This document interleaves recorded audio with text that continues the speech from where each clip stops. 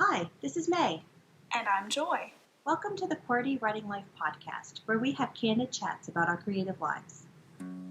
May and I are friends, writers, and creatives who want to share our endeavors out loud. On this podcast, we're here to encourage each other, and you too, and share tools we've discovered or made up. So you can follow your passions with a little support. So grab your tea or your coffee, and let's get started.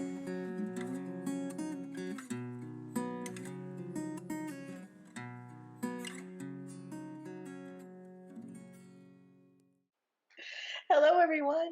Hello. It is another week, and we are so excited to be here with you today.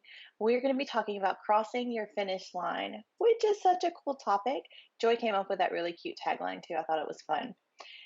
But before we talk about that, we're going to be talking about our creative weeks. So, Joy, what did you do this week? Oh, so I have been working on putting together my book club kits, and I love these things. They are so much fun, and it's just such a blast to kind of think about what my readers might want to see that no one else can see. It's just for book clubs, and little behind the scenes things, and just little goodies that they can have and enjoy while they discuss my book with each other. So it's been a lot of fun. I was thinking just a second ago, are you going to put the recipe for the chicken and dumplings in there? Yes, that's going to go in there in the Any Good Thing one. Yep. Such a treat. That's going to be such a treat. I'm excited. So tell us about your creative week. I have been doing revisions still. Slowly but surely. I'm loving my book and I'm falling back in love with it, which is really kind of fun too. I think there's this love-hate relationship with the writer and their work sometimes. I think that's good too. Kind of like a relationship. Like you don't want to always be like totally agreeing with one another. You want to kind of have that tension and having someone kind of challenge you, make you think about something in a different way. And I think that it's similar with our work. I think so too. And this book has really taught me a ton about writing and about me as a person and my emotional states and how I've grown so far from a place from a year ago, that sort of thing. So I'm really pleased with this piece and how it's coming along, but also in how it has changed me and affected me. So yeah, writing for the win. Yay! So exciting. So for our topic, I mean, this really does kind of go in well, especially what we just talked about with, how sometimes you can get a little bogged down, maybe get a little frustrated with your project. That ties in so perfectly with what we're going to talk about. And that is, a lot of times we have all these projects going, we have them all started, but we don't ever seem to finish them. And so we've got a few ideas for how to kind of combat this and really kind of give it a punch. So May, why don't you give us the first idea? Yeah, I think it's also noteworthy to say that this is not just for writers. This is for any creative in any medium. So the first thing that I think that would be helpful in order to keep going is to stay excited about your work. So one way that Joy and I decided that you could stay excited about it is by starting an excitement board. We've got to come up with another name. But oh, come on. This is what we got on the fly. So you may have heard about vision boards before, where you put all of these wonderful goals, these images, these quotes, these writings on your vision board about who you want to be and your goals and all that kind of stuff. We want to just kind of narrow that down, make it a bit more specific, maybe on a smaller board. Nah, let's fill up the whole wall. We're going to make a big board, and we're going to call it an excitement board. And it's going to have quotes and graphics and pictures and ideas and index cards and all kinds of stuff that is just filling up this board that reminds you exactly what made you excited about this project to begin with. And it's going to really be helpful for long-term projects because of that love-hate relationship that we can have with our pieces. But I believe that this visual reminder of your your reason why you started it to begin with is going to help hold on to that excitement even through the tough times. I totally agree. I love that. And, this is something that one specific example that I have that this is kind of a recent thing was I wrote this thing in my journal about how much I was loving the editing process. And I have to say that it's not always a loving situation, right? Okay, when you're going through revisions and edits and stuff like that, and you're really digging deep and you're cutting and you're doing all these hard things, it's not always a fun thing. But I jotted down in my journal because it was a really good day and I was loving that part of the process. And I took that quote and I put it onto a pretty graphic and I shared it with my newsletter. I think I shared it on social media as well. But taking that and putting it out there where I could see it and reread it and just have that for the days that I really wasn't loving the process so much. So helpful. And I think that it'll be helpful for you guys too. So I'm excited about that. So the next idea that we have for you guys. Wait. Oh, what? You're excited about the excitement board? Yes, I am. Yeah, I went there. That was me. Ecstatic. Hold on. I am not just excited, I'm ecstatic. Ooh. I'm going to be pulling out the thesaurus. Oh, if only I could say that word. Okay, so second idea is get to work on them right at the beginning of your timeline rather than procrastinating until the end. Okay, so this would be, so you've got an idea, you know what project you want to work on, and you've even sat down, you've made a timeline, which is very important. And we'll talk more about that in a little while.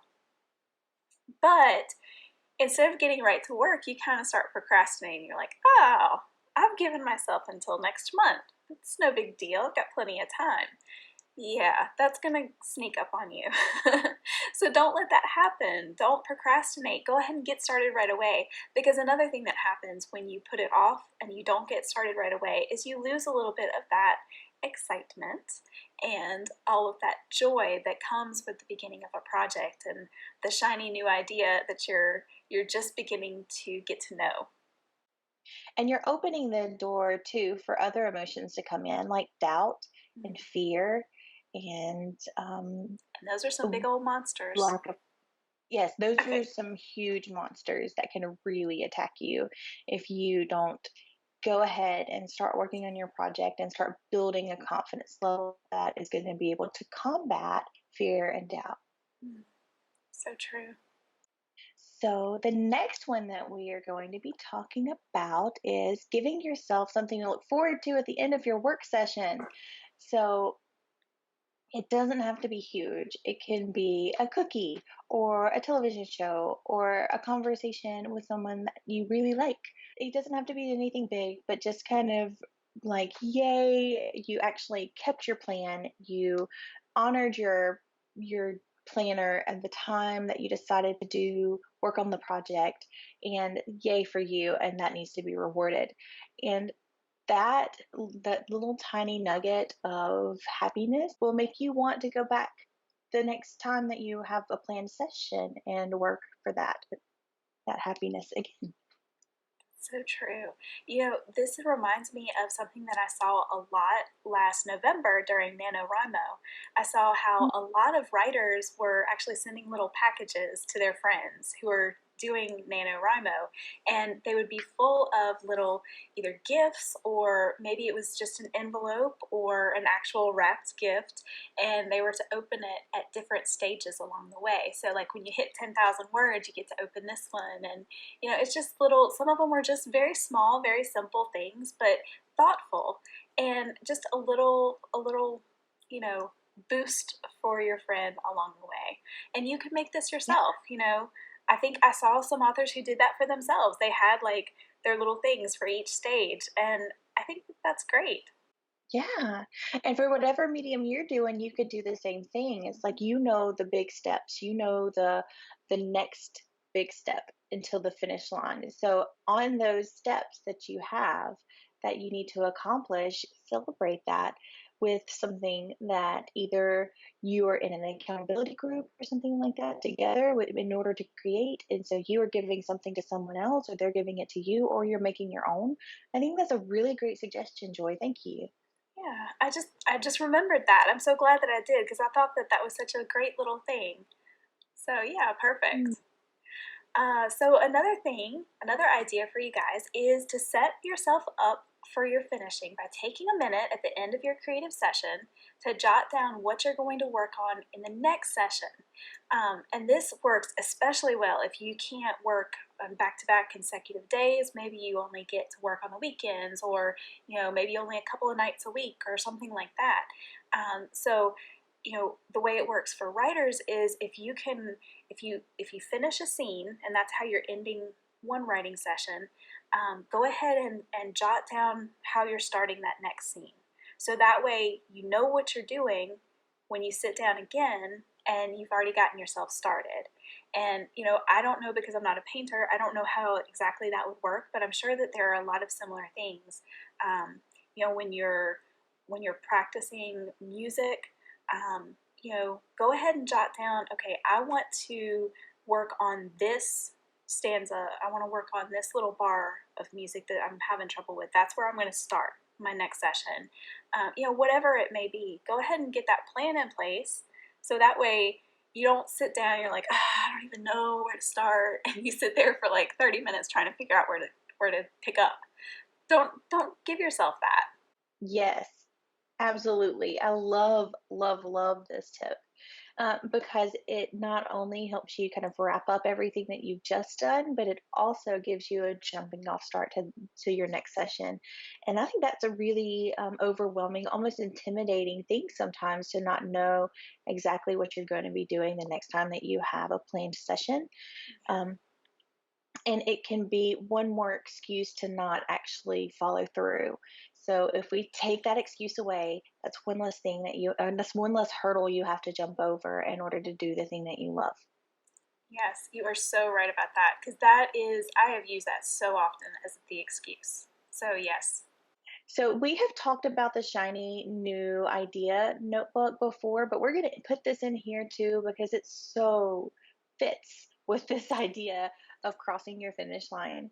So if you are working on a piece and this whole idea, um, a new idea, something that's a little bit more attractive than what you're working on now, maybe you're kind of in a place where you're not sure what to do next with the piece that you're working on, and here comes this idea and it's beautiful and it's wearing like a ball gown and it's doing a little twirl for you, like it is something special, right? So you just pull out your little shiny new idea notebook, you write down that idea until it stops bugging you, and then you go back to work. Another thing, and I believe that I even said this in the episode with the shiny new idea. We'll have to find out what that episode is and link it. We'll put it in the show notes, guys. Yeah. Um, that sometimes your shiny new idea is not so separate from the work piece that you're working on anyway. And maybe that shiny new idea is trying to show you something special about the project that you're working on. So sometimes see how that idea can be integrated into the project that you're working on, and maybe it will just take it up a level, up to where you really want it to be anyway. Great tip. Love that. This is the last one. Set realistic deadlines and stick to them. Okay, so here's the thing.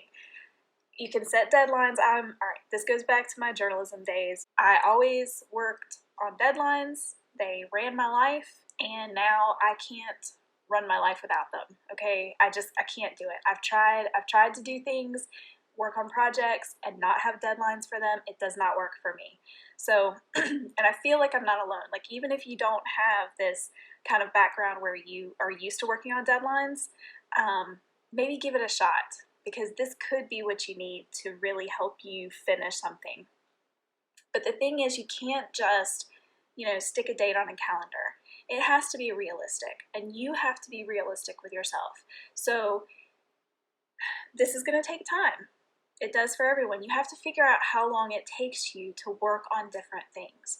And I think that this is also where you might have to understand that your deadline might have to be a slightly floating deadline, because, for instance, when I start working on my fantasy series later this year, I have no idea how this is going to go. I really don't, okay? Because I'm not just sitting down to write one book, which I've done. I've done that a few times now, okay? So I kind of know how I work. I kind of know how revisions go for me. I kind of know the process and how long certain things might take me.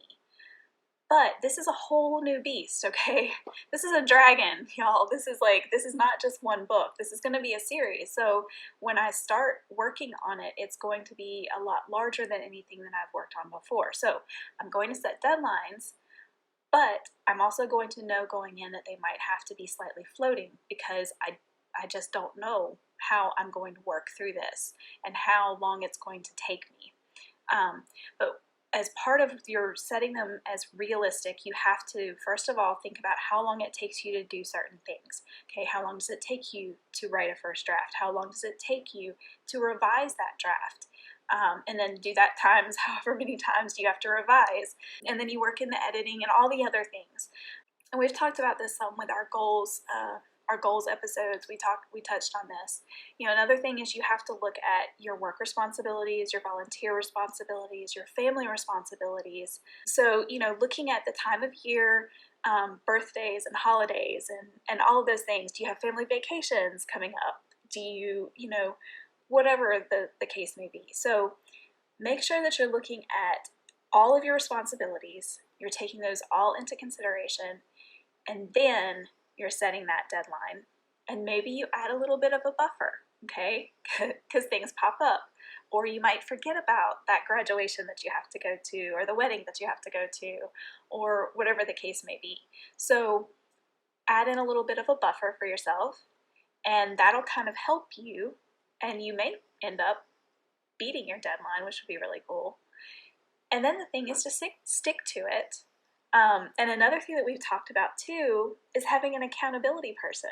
Make sure that you're telling someone this plan, and you're telling someone what your deadline is, and you're telling the people, especially the people who are right around you. So this is where telling your family is probably the most important step, because they're the ones who you can very easily use as your excuse when you don't sit down for 2 hours on Saturday to work, because they don't know that you want to sit down for those 2 hours on Saturday, right?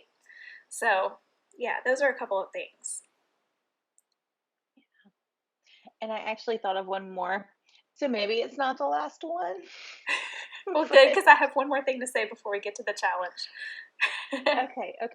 So this is just off the top of my head too. I've noticed with myself where I used to be able to project block projects for different genres at the same time, even before I finished. I am no longer able to do that.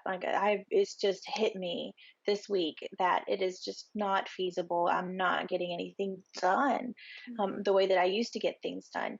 So just knowing yourself and knowing your workload and knowing your effort and what things maybe overwhelm you and what things calm you, that sort of thing, that's going to be really helpful, because now that I know this, I can go back and reschedule my goals, reschedule my deadlines for the things that I want to work on in 2020.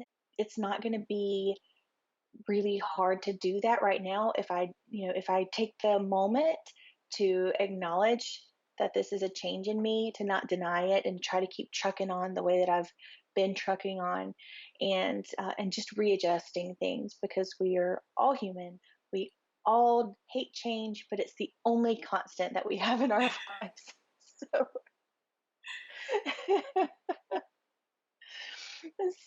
so just know yourself and know what you need, and then schedule yourself accordingly.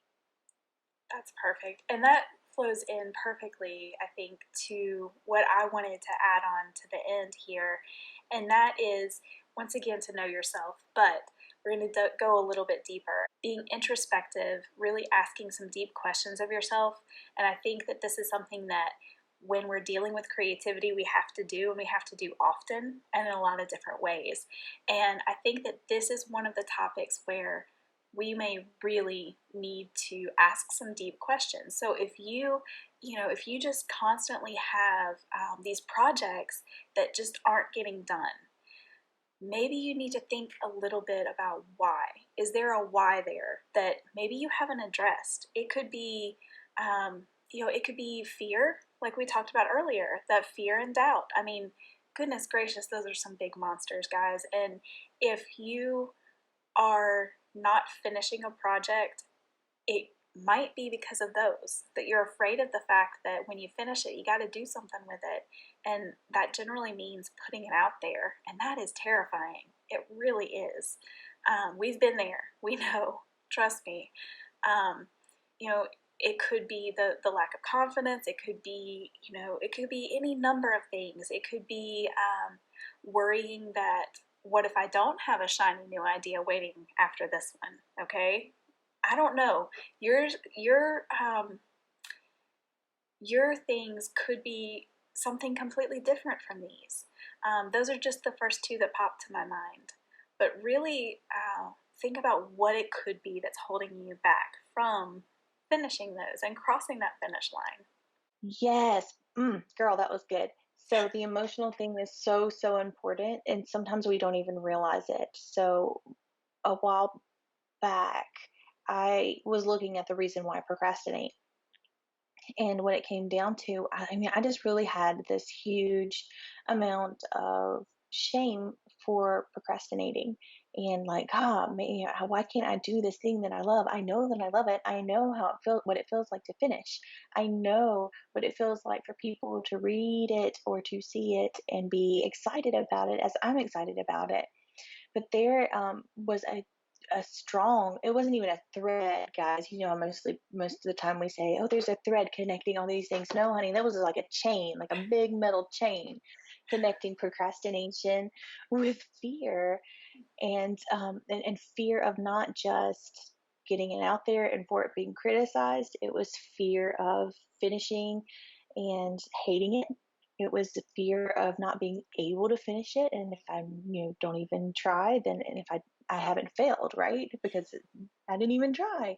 But that's the wrong mindset. The mindset really needs to be changed for me. Like, if you're feeling that way too, it was a mindset issue for me.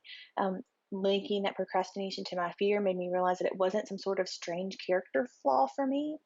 It was actually something that I could overcome and do something with.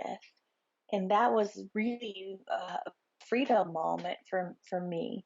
So if you're feeling that about not being able to finish, and if you're having these doubts, and if you're having procrastination issues, guys, just take a look inside and see if it is connected to something that is emotionally charging for you.